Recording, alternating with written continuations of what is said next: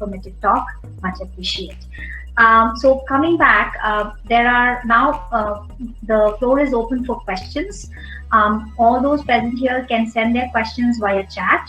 Apart from that, there are certain questions which were already sent to the webinar form, which I will be posing to Ms. Sandhya, and I think Ms. Sandhya can respond. So Sandhya, the first question is, what will bring a positive shift in the image of a teacher in the society? Sandhya, are you there? Yeah, one moment. Okay. Only the teacher can do it. The way teacher walks, the way she speaks, the way she stands up for herself, for her learners, the way she approaches the way, her own subject. This is what will change.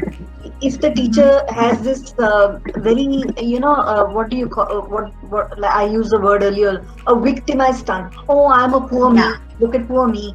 Nobody's looking at me. No. But what are you doing that people will look at you? When I walk into the room, people look at me. And when I speak, people pay attention. So what is it? I'm no different. I'm not a beauty queen from Mars. I'm not.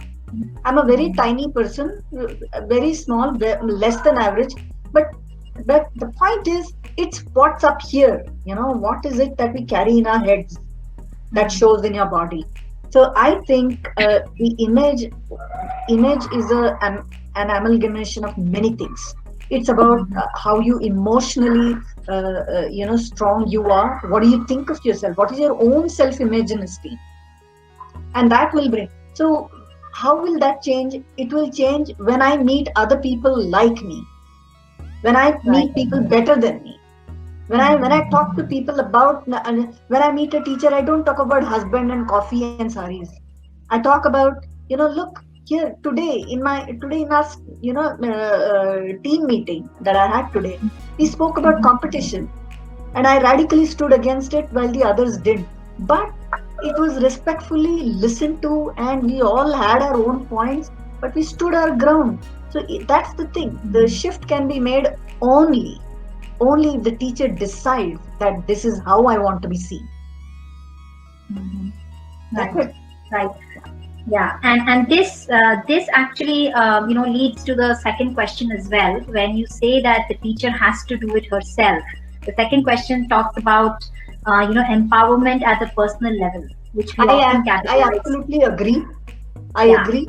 See, this whole dichotomy of my personal life is separate and my professional, I really don't buy it. Because I think as a lot of us, as Indians, we have created not just two lives, we have created multiple lives. We are different people with our friends, we are different people with our this thing. So as teachers, we are a different person to our own children, and we are very different people to our children in school.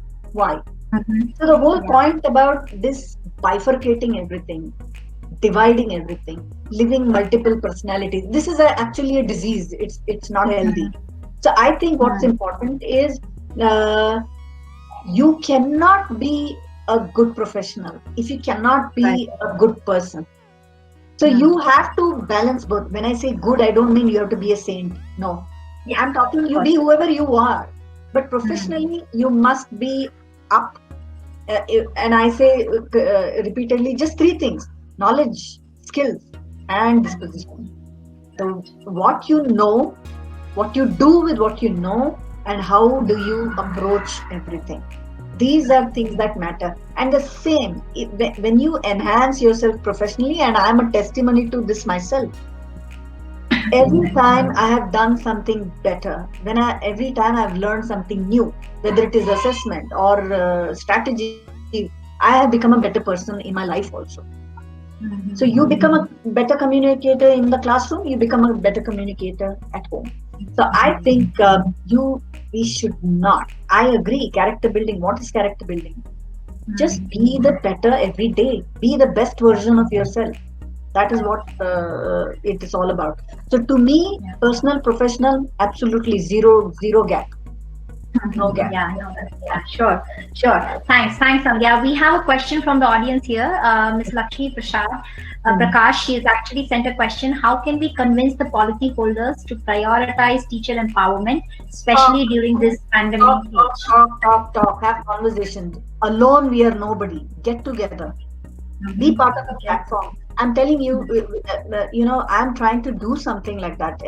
Teacher Intersect is what, I've created a platform for teachers to come together. Today, maybe 2 teachers will talk. Tomorrow, 20 teachers will be part of it. Day after tomorrow, 2,000, 2 lakh, and 2 million. I don't know. But you need to get together. We have to begin. Don't underestimate the power of one. Let one and one come together. Let us all come together. We will create the I'm ready to create the platform. It will cost you nothing. Just come together. Talk about things.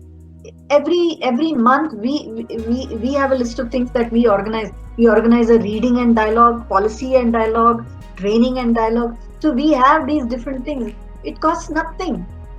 Just come, be there, give your voice, and ultimately we will make channels to meet the right people, talk to the right, be heard at the right places. Just get together, folks. You're educators. If you don't get together, nobody will. We can forget about others. So we need to get together. Yeah. Right. Thanks, Sandhya. I hope, Lakshmi, that answers your question. Yeah, moving on. I think the third question is tying up to Lakshmi's question as well. How do we raise the bar and the value of Indian teachers? Again, I have to do it. I mean, this may sound easy, but if I wait for my management to do it, for the country to do it, for the government to do it, nobody's bloody even looking at me. Pardon my language. But the point is, we have to do it. We have to start making that noise. We have to start believing we are important and that my voice is important. Like I said, we are representative of social change. If we represent the regressive, then listen to us. Nobody will listen. We have to represent the progressive, the positive, and the forward and the future. Right? We have to do that.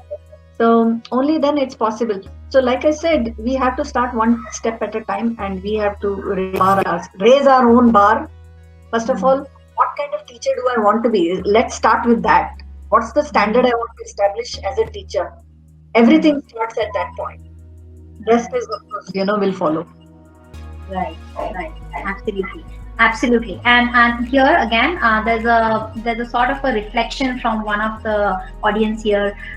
She says that as teachers, we have to ask ourselves a question: how many of us as teachers are open to share our knowledge and skill sets with our colleagues? Oh my God! Yeah, so that's why you have to ask a million questions to ourselves. Absolutely, I agree with you. I agree with Satya. Right, and she then says that the changes have to begin with us. It has to come from us. Yes, that is the antidote, and that is the magic pill. Right. That's the only thing. We can talk theories endlessly. I can tell you what is required, but the thing is, I should know what I need to do. Correct. What is it that I need to do? Can I look at inside me? Introspect, not look outward but inward. Point a finger in your direction, and then change is possible.